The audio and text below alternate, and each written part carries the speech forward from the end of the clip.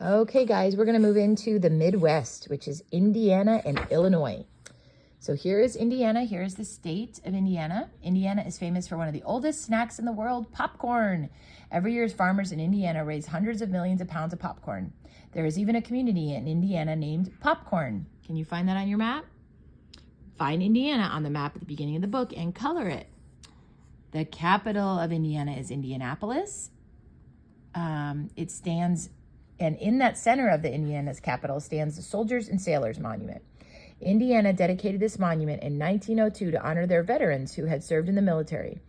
Visitors can climb 330 steps to an observation deck at the top of the monument for a bird's eye view of the city. Several men worked together to create the monument and the many statues that decorate it. Rudolf Schwartz came to Indianapolis from Austria to carve some of the figures. His lifelike statues had marvelous detail. They looked like real Civil War soldiers, almost. Many years after the monument was finished, a veteran looked at the statues and commented that they looked more European than American.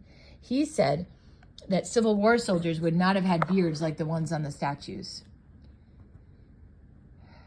So, several years after the monument's dedication, Rudolf Schwartz picked up a chisel again and chipped away at the beards on his statues. He felt like a barber as he removed the beards to make them look more American. Across town from the monument is the Indianapolis Motor Speedway. Hundreds of thousands of racing fans come to this racetrack every year. They watch cars zoom around the track in the Indy 500 race. Racing fans have come here since the track opened in 1909. The first race held here was a hot air balloon race. The balloons lifted off from the track and took to the skies, and the winner landed in Alabama. In the north, Indiana borders Lake Michigan for 45 miles. Along that shoreline is Indiana Dunes National Park. Park rangers guide visitors to Pinhook Bog.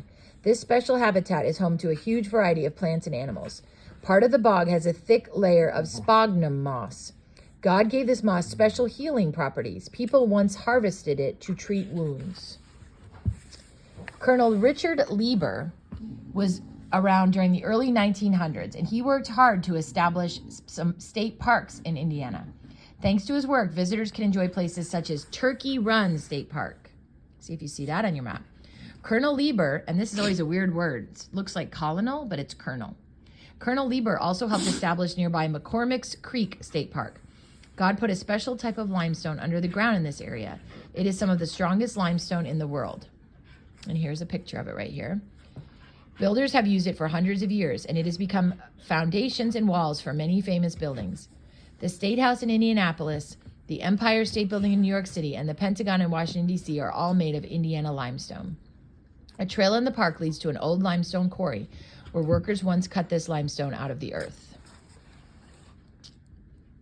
Persimmons.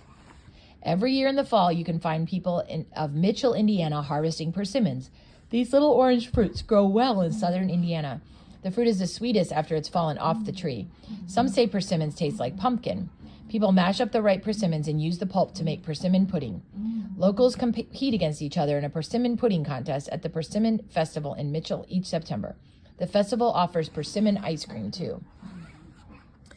Early Americans discovered mineral spring water in Orange County, Indiana. In spite of a terrible taste and a terrible smell, the water made them feel better. In the 1800s, people began traveling here from miles around. They drank the mineral water and also bathed in it. People built hotels so the travelers would have a place to stay. It became a fancy resort for wealthy people. The hotel in West Baden Springs was magnificent. Another grand hotel welcomed visitors in French Lick. As the years passed, drinking mineral water became less popular. When the country went through the Great Depression in the 1930s, people didn't have as much money to stay in fancy hotels. Eventually, the West Baden Springs Hotel closed down. It stood empty for years, and finally it started to fall apart. People got together and decided to save it. They worked hard to fix it up. Today, travelers can enjoy the beauty of this grand building once again. People have come to Orange County hoping the waters would nourish and heal their bodies. Jesus offers living waters to nourish and heal our souls. In John 7:38, he says, "He who believes in me, as the scripture said, from his innermost being will flow rivers of living water." Okay, so Sarah T. Bolston, this is a song called A Song and Story of Indiana. So I will try to link that for you if I can find it. In the late 1800s, the hotel in West Baden Springs glittered and sparkled. Many, and this is the one they were just talking about in the previous page, right? Yeah. Many wealthy guests came to the hotel to bathe in the mineral waters. They enjoyed the entertainment at the local opera house. They visited the pony track and the baseball field, and they ate fancy meals.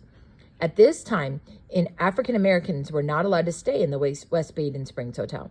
Lee Sinclair, the owner of the hotel, hired black men and women to carry the suitcases, wash the sheets, and do all the kind of work. The hotel couldn't operate without these workers. But because of the color of their skin, they were not allowed to stay in the hotel as guests.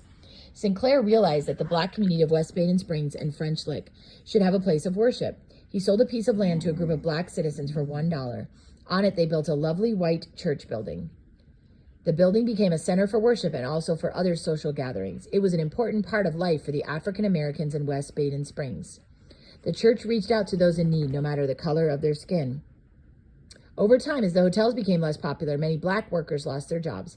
Many moved away to find work in other places. Church membership dwindled. Eventually, a white congregation began meeting in the First Baptist Church building, and it dwindled in size too. Finally, the local historical society bought the building for $1. A few years later, the historical society gave the building to the town of West Baden Springs. Year after year, the building sat empty, and just like the hotel, it started to fall apart. Finally, people decided the building was too important to let fall down. They decided to save it. A pastor in the nearby town of Bloomington heard about the building, and he heard about the bad shape, and he decided to do something about it. He asked the members of his congregation to help him fix it up. It was going to take a lot of work, but they were ready to help. They got out their hammers and nails and got busy. Twice a week, week after week, volunteers made the hour-long drive to West Baden Springs to work on the building. People from the West Baden Springs community appreciated the volunteers coming. They dropped by to bring them snacks and donated money for building supplies. The project continued for years, one board and one can of paint at a time, to preserve this piece of history. People cared about the First Baptist Church. They cared enough to fix it up. They didn't only care about the peeling paint and rotten boards. They cared about the people who once met inside the building. And they cared about preserving their story. A story of working hard and loving God and serving others, even when others weren't treating them right. 1 John 4:11 says, "Beloved, if God so loved us, we also ought to love one another." Okay, so that is the end of Indiana. So I'm going to send you this link and send you the video to listen to the song as well, if I can find it.